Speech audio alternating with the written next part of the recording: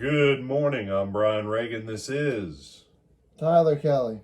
And today we are on Proverbs chapter 9, verses 13 through 18, if Tyler will push back here. Go ahead and read it, Tyler.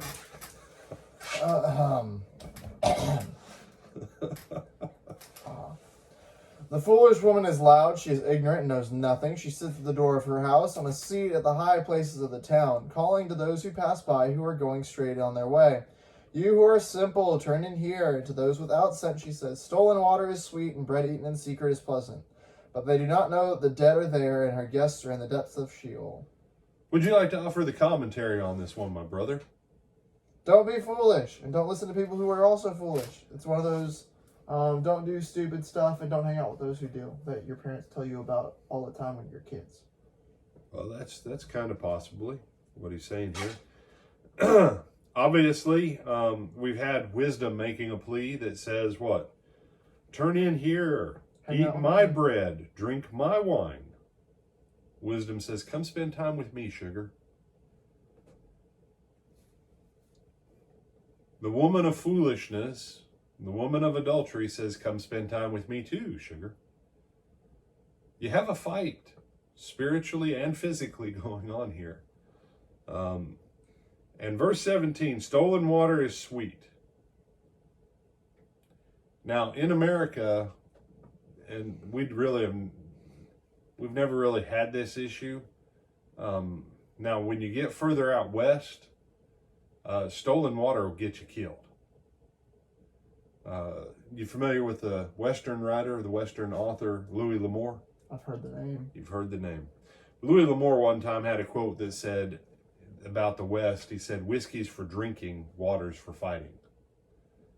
So what? Music teacher I had as a kid, her husband, he was the guy that regulated the irrigation systems. And he was out shutting off where someone had gone and cut and they were flooding their fields in overage of what their allotment was based on the whole region. And they came up behind him and they almost beat him to death because he was shutting off their water. They were stealing water.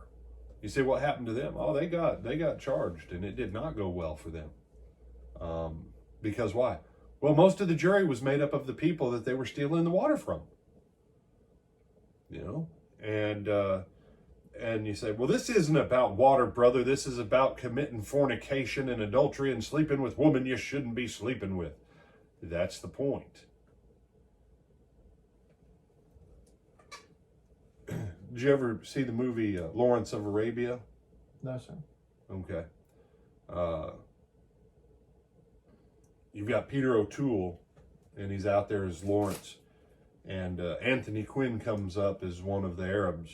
And there's this other Arab drinking from a Harith well. And he kills him.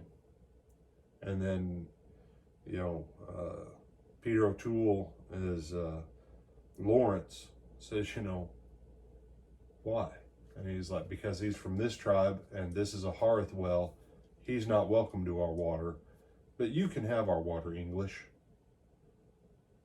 You're welcome to drink my water, Englishman, but this guy, he can't have it. Stolen water's sweet till you get caught. Stolen bread's sweet till you get caught. And that's his point.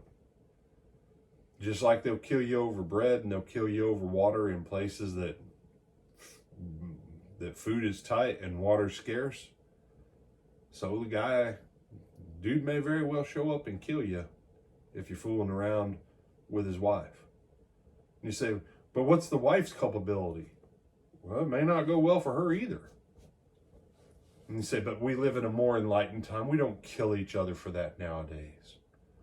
True or false? Some people still get killed over this, Tyler. Mm-hmm.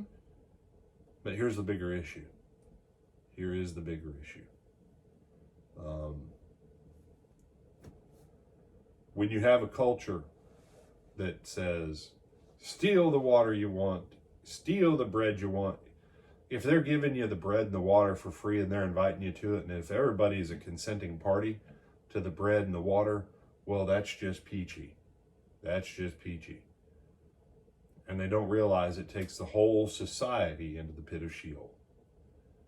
The application of this is far more far-reaching than just one or two people committing this sin.